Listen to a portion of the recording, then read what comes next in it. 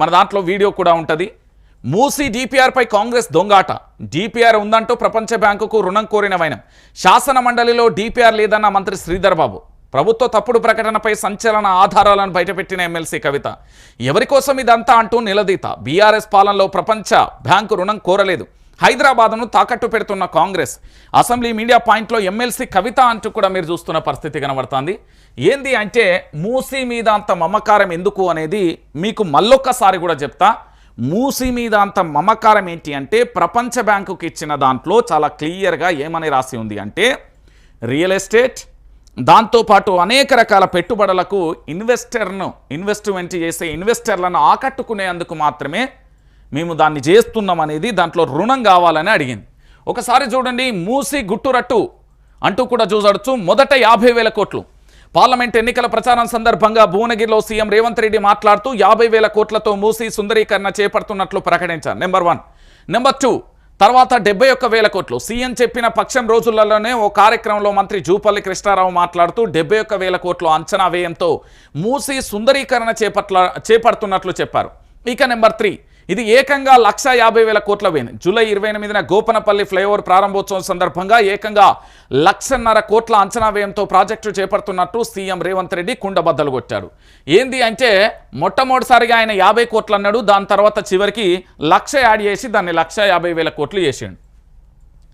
అయితే DTL project రిపోర్టుపై సర్కార్ దాగుడు మూతలాడుతున్నది. సిద్ధం కాకముందుకే అయినట్టుగా వరల్డ్ బ్యాంకుకు రిపోర్ట్ ఇచ్చింది.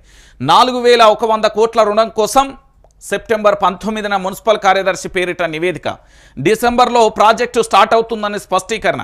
161 కోట్లతో డిపిఆర్ తయారీకి బాధ్యతలను అక్టోబర్ 4న మెయిన్ హార్డ్కు అప్పగిస్తూ జీవో. డిపిఆర్ కాలేదంటూ అక్టోబర్ 15న సీఎం ప్రకటన అంటూ కూడా చూడొచ్చు. సో మొత్తానికి అక్టోబర్ 17, అక్టోబర్ 4, దాంతోపాటు సెప్టెంబర్ 19, 4,100 కోట్ల రుణం కావాలని పురపాలక శాఖ ముఖ్య కార్యదర్శి పేరిట ప్రపంచ బ్యాంకుకు నివేదిక.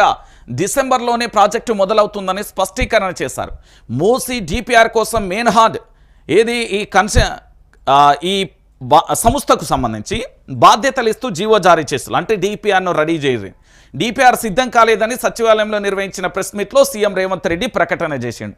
అంటే ఇక్కడ క్లారిటీగా కూడా మీరు అందరూ తెలుసుకోవాల్సింది ఏంటి అంటే ఈరోజు మూసీ సుందరీకరణ అనేది దాదాపుగా ఇప్పటికే 15,000 ఇండ్లకు మార్కింగ్ పెట్టారు.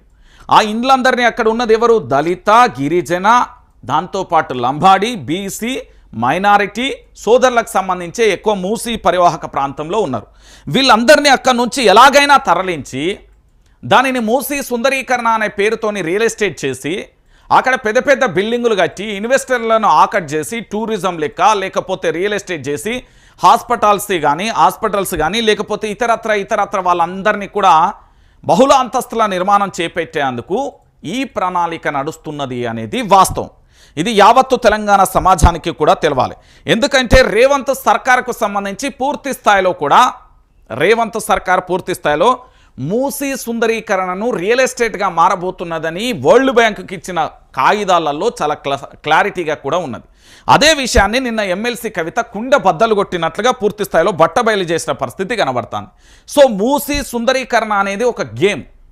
దాంట్లో అక్కడ ఉన్న ప్రజలను బయటికి పంపించాలి.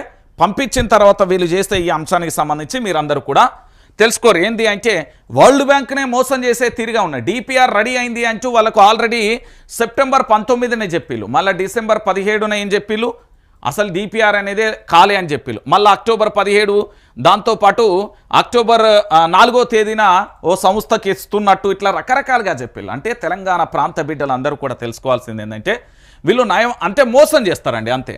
అయితే చాలామంది బీఆర్ఎస్